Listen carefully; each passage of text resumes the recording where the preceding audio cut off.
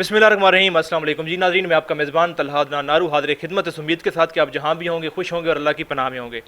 ناظرین، میرے ساتھ موجود ہیں ڈاکٹر فاروق صاحب، جو کسی بھی تعارف کے محتاج نہیں۔ آج اسپیشلی ہم ان کے پاس آئے ہیں، ان سے جاننے آئے ہیں کہ جنات اور کالا جادو کے بارے میں، کہ کیا کالا جادو کیا واقعی میں اس کا اثر ہوتا ہے، کیا واقعی جو جنات ہیں وہ انسان کے جسم پر حاوی ہو سکتے ہیں یا انسان کے جسم پر قابض ہو سکتے ہیں، یہ سب ہم جانیں گے ڈاکٹر فاروق صاحب سے۔ السلام علیکم جی السلام۔ جناب سر، سب سے پہلے تو بہت بہت شکریہ وقت دینے کے لیے۔ اچھا یہ بتائیں، کیا واقعی جنات انسان پر قابض ہو سکتے ہیں؟ دیکھیں، اللہ نے ابلیس کو ایک اختیار دیا تھا، یہ اس اختیار کی وجہ سے آج ہم لوگوں پہ جنات حاوی ہوتے ہیں، ہمارے جسم میں داخل ہوتے ہیں۔ جب ابلیس کو اللہ نے اپنے پاس سے نکالا ہے نا، اس وقت اس نے اللہ سے کچھ طاقتیں مانگی تھی۔ ان 5 طاقتوں میں سے یہ ایک طاقت ہے جس میں اس نے اللہ سے کہا تھا کہ مجھے اختیار دے، میں اولاد آدم کے جسم میں داخل ہو سکوں اور ان کے جسم میں خون کی طرح گردش کر سکوں۔ اس کا قرآن پاک میں سورہ بقرہ کی جو آیات جادو کے حوالے سے ہیں، ہاروت اور ماروت کے حوالے سے 135 نمبر 120 نمبر اس طرح کچھ الگ الگ مقامات پہ آیات ہیں، اس میں یہ تفسیر موجود ہے۔ اچھا، کیا جنات اپنی مرضی سے ہی داخل ہوتے ہیں یا جادو کے ذریعے بھی اگر انسان کو چاہے تو کسی کے اندر داخل کروا سکتے ہیں؟ اپنی مرضی سے بھی ہو سکتے ہیں، کسی پہ عاشق بھی ہو جاتے ہیں، کوئی بہت زیادہ خوبصورت ہو لڑکا یا لڑکی اس پہ عاشق ہو جاتے ہیں، اس کے جسم میں داخل ہو جاتے ہیں۔ کبھی کبھی لوگوں سے کچھ غلطیاں سرزد ہو جاتی ہیں، جیسے جہاں پہ وہ رہتے ہیں وہاں پہ تھوک دیا، پیشاب کر دیا، یا اس جگہ کی بے حرمتی کی، یا اس جگہ کو گندہ کر دیا۔ اس صورت میں بھی یہ پھر اذیت دینے کے لیے، بدلہ لینے کے لیے اس انسان کے جسم میں داخل ہوتے ہیں۔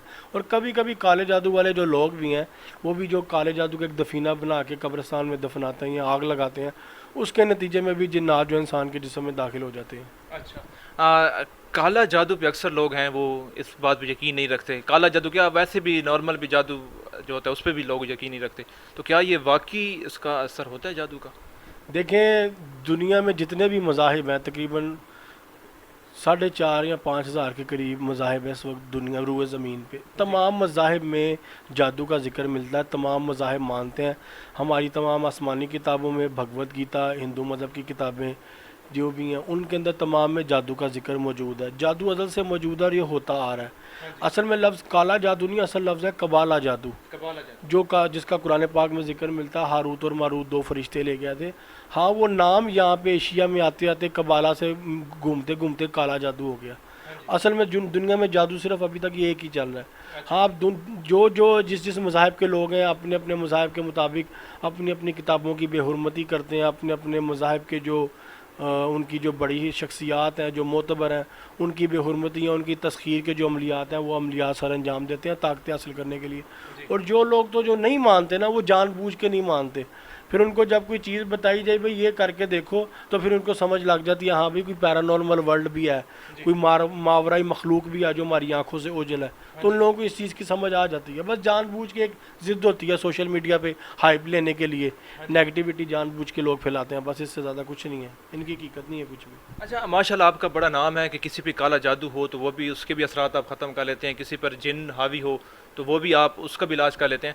تو زیادہ تر لوگ کس طرح کے مسائل لے کر آتے ہیں، مطلب کس طرح کا جادو زیادہ تر لوگوں میں کے اوپر کیا جاتا ہے؟ زیادہ تر لوگوں کے اوپر بیماری یا رزق کی بندش کا ہوتا ہے۔ میں آپ کو ٹیکنیکلی سمجھا دوں، کالے جادو کے لوگ 2 چیزیں سیکھتے ہیں، ایک کو کہتے ہیں حب، ایک کو کہتے ہیں ڈب۔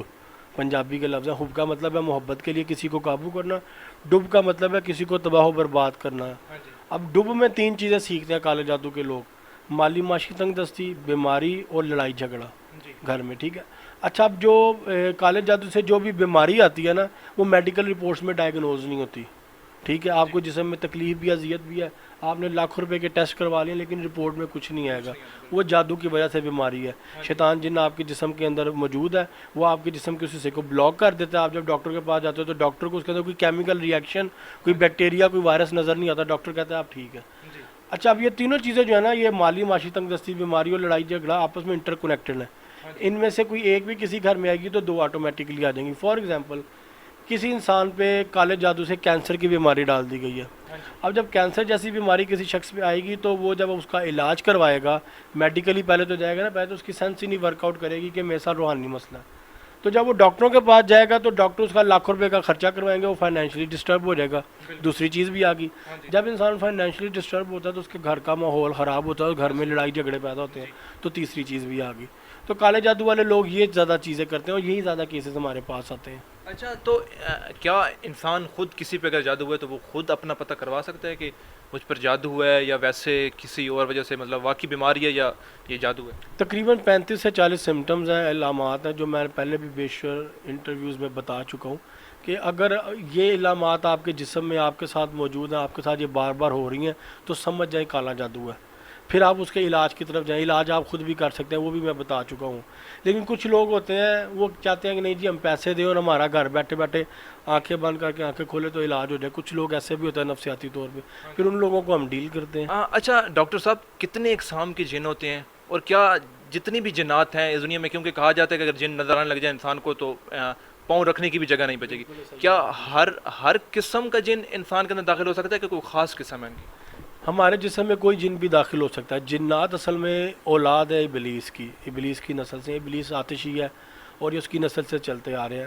اب انہوں نے جب روئے زمین پہ ملائکہ نے جنات کو مارا تھا ہمارے پیدا ہونے سے پہلے, قرآن پاک میں وہ بھی واقعہ ملتا ہے سورہ بقرہ میں, تو کچھ جنات نے پہاڑوں میں پناہ لی, کچھ نے پانی میں پناہ لی, کسی نے غاروں میں لی. 7 مقامات پہ پناہ لیا. وہ 7 مقامات کے مطابق ان کی نسل اور ان کے قبیلے چل رہے ہیں. لیکن مخلوق یہ ساری آتشی ہے, ٹھیک ہے. تو یہ کسی بھی انسان کے جسم میں, زندہ انسان کے جسم میں کبھی بھی داخل ہو سکتا ہے. مردہ کے نہیں داخل. آپ قبرستانوں میں بے شمار لوگ ہیں, ان کے جسم میں تو جن نہیں داخل ہوتا, نہ وہ اٹھ کے پھرتے ہیں, نہ کسی کو ڈراتے ہیں. یہ زندہ کے جسم میں کیوں ہوتا ہے؟ اس کی وجہ یہ ہمارے اندر خون گردش کر رہا ہے. ابلیس نے یہ اختیار مانگا تھا کہ میں اولاد آدم کے جسم میں خون کی طرح گردش کر سکوں.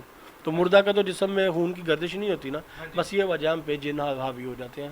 اچھا کہا جاتا ہے کہ جب انسان پیدا ہوتا ہے تو اس کے ساتھ بھی ایک جن پیدا ہوتا ہے, تو اور وہ یہ بھی کہتے ہیں کہ وہ مطلب کہ شیطان جن ہوتا ہے یا وہ انسان کو جو برے کاموں پہ لگا کے رکھتا ہے, تو کیا اس میں کوئی حقیقت ہے؟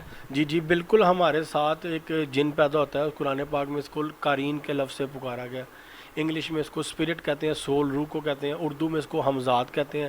ہندی میں اس کو بھوت یا پریت آتما کہتے ہیں, ٹھیک ہے. تو یہ اور ہمارے یہاں پہ زبان میں اس کو وہ بھی کہا جاتا ہے, آسیب بھی کہا جاتا ہے. اصل میں نے آپ سے عرض کی, جب اللہ نے ابلیس کو حکم دیا نا آدم کو سجدے کا, تو اس نے انکار کر دیا.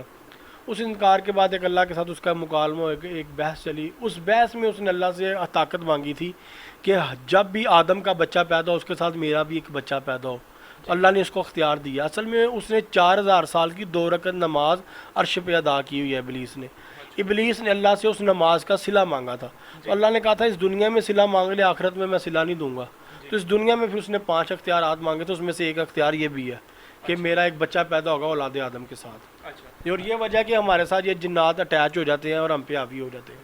اچھا ڈاکٹر صاحب, آخر میں بتا دیں, آپ کا نمبر بھی اسکرین پہ چل رہا ہے, کیا کس طرح کا مرض میں مبتلا لوگ ہوں, مطلب اس روحانی انداز سے آپ کیا علاج کر لیتے ہیں؟ دیکھیں, روحانی علاج میں ہر بیماری کا کر سکتا ہوں جو جادو یا جنات کی وجہ سے ہو. وہ ہر بیماری کا ہو سکتا ہے, لیکن اگر میڈیکلی ہو تو میں اس کو ڈیل نہیں کرتا. کچھ لوگ میرے پاس آتے ہیں ان کے ساتھ نفسیاتی مسائل ہوتے ہیں, میں ان کو ماہر نفسیات کے پاس بھیج دیتا ہوں. کچھ لوگوں کو میں ڈاکٹر کے پاس بھیج دیتا ہوں. کچھ کیسز ایسے میں ہیں جس میں ڈاکٹر کا بھی علاج چل رہا ہوتا ہے, میرا بھی علاج چل رہا ہوتا ہے. کچھ کیسز میں نفسیاتی علاج بھی چل رہا ہے, میرا بھی علاج چل رہا ہے. تو وہ مریض کی تشخیص کرنے کے بعد ہم ڈیسائیڈ کرتے ہیں کہ ہم نے کیا کرنا ہے اور اس کا علاج کیا ہوگا کیا نہیں ہوگا. اچھا ڈاکٹر صاحب, آپ کا بہت بہت شکریہ قیمتی وقت دینے کے لیے.